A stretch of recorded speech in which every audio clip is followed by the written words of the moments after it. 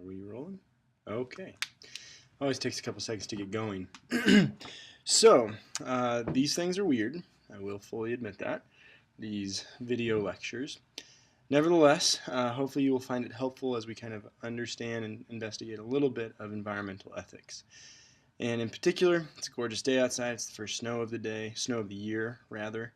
And I wish that I could keep those blinds up so we could have the snow kind of romantically falling in the background, because that sounds philosophically cozy. But the light kind of overshadows and is a little bit too bright. So anyway, we will make do with what we have right now. So this is from the admin, room 332, my little office cubicle area. And we will be investigating under the and out of the Applied Ethics book on page 279, the intrinsic value of nature. Okay. And insofar as it relates to the case in the Endangered Species Act. And it's written by an author named J. Baird Callicott. And J. Baird Callicott is often seen as one of the founders of environmental philosophy, which was an emerging field of philosophical study in about the 70s and 80s, kind of along the same lines of the feminist movement as well, where up until really the 70s and 80s, philosophy, and especially ethics, was not particularly concerned with questions about the environment, that we would kind of go about our business, do our things, and really just kind of continue to exist in some regard about the and with the environment. But in about the 70s and 80s, a couple of thinkers started to come together and say, well, we have some other questions here, and we should start to investigate and examine what responsibilities we have to the environment, if we have any responsibilities at all. Right? And so the emerging conversation of environmental philosophers has really penetrated not only philosophical discourse, but also social and political discourse as well. Where when we think about nature, when we think about the environment, a couple of just easy questions that are easy word-wise, but I think difficult to answer. That if we go outside and we say, oh my gosh, it's a gorgeous day, and we actually like the snow, okay? And we look around and we say, man, what a gorgeous day, like it's beautiful, this is really, really lovely. And we point over and we look at the tree and we say, man, I like that tree. Right? I value that tree. And granted, the language is strange there. I value that tree. But, right, a couple of questions. Well, why do we value that tree? How do we value that tree? Okay. Is it important to value that tree? Now, aside from maybe sounding a little bit like New Age stuff, ultimately, these questions can and are important. Right? Moreover, when we think about what are our responsibilities to the environment, do we have any responsibilities to the environment? And if so, what are the extent of those responsibilities? Do we have responsibilities to future generations? Right? And especially if one believes, if that's even the right word, is convinced by, I don't understand how to really frame the question, of global warming, which seems like a thing that is existing, and climate change that is existing. What are our responsibilities if that is a thing that is currently happening? Right? And so in thinking about some of these environmental ethical questions and thinking about how we value the environment, why we value the environment, we're left with a couple of avenues. We're left with a couple of responses. That, yeah, we value the environment because it makes us feel good, right? Because it helps us continue to live our own existence as a species, which humans are a species, right? And so when we think about the environment, when we think about kind of our own place in the environment and kind of our approach to environmental investigation. Are we the pinnacle species? That's an interesting question. I have many thoughts on that question. And if we are the pinnacle species, if we are the species that can and potentially does seem to have the forethought or at least the insight that other animals seem not to possess, again, what are our responsibilities?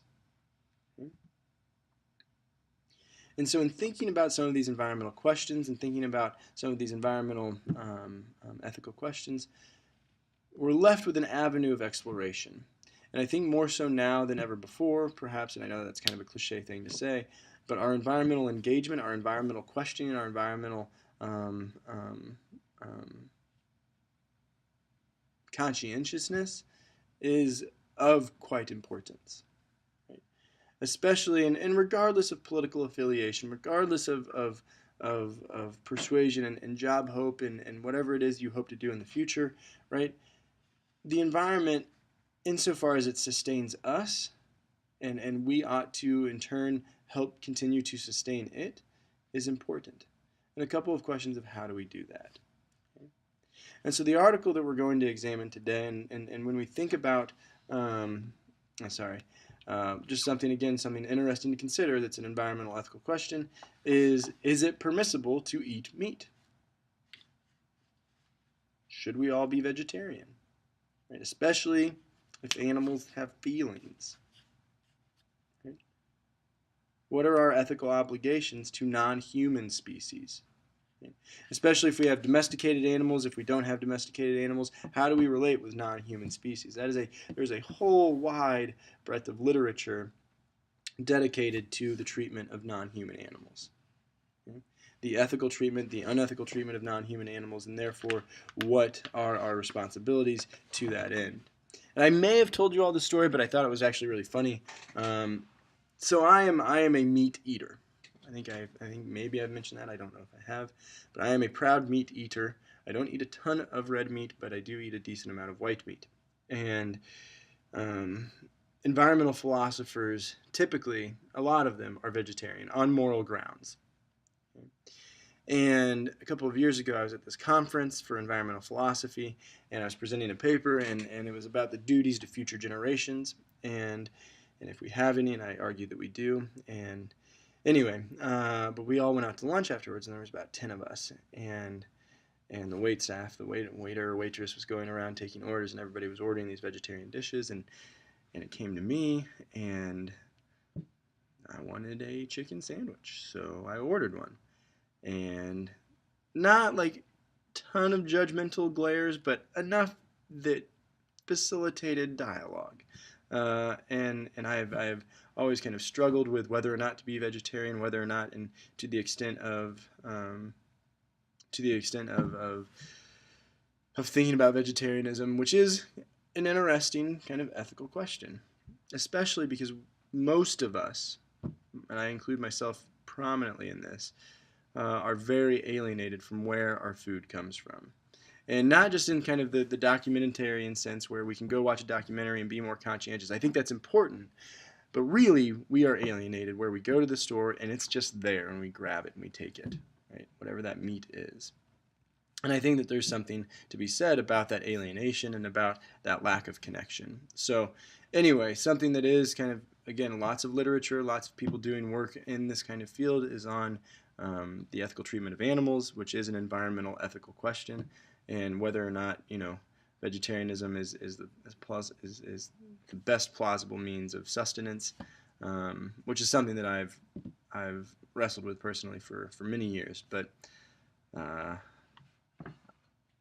I like red meat too much, and I like white meat too much. And to the extent of wrestling with this, I think there are little steps that one can take to try to be more conscientious. And even last week, before I flew to Texas for Thanksgiving, I have a friend that lives on a farm and works on a farm in Genesee, and they had turkeys, and I went down and I assisted with the turkey slaughter, if that's the right way of phrasing it. Because I thought it was important to be part of that process, and although it was difficult, it was good to see, it was good to be part of, and in a way, made me kind of feel better about eating turkey on Thanksgiving last week, because I was integral in the harvesting, which is very, very opposite of what I would normally allocate and how to choose my time. But anyway, just thought it was worth mentioning. So now that you've spent about 10 minutes listening to me yammer on about just environmental ethical questions, I'm going to stop this video and then we'll start the next one, which will be the actual material from the book. So again, thinking about some of these questions and trying to gear us a little bit, get us oriented as to some environmental ethical questions.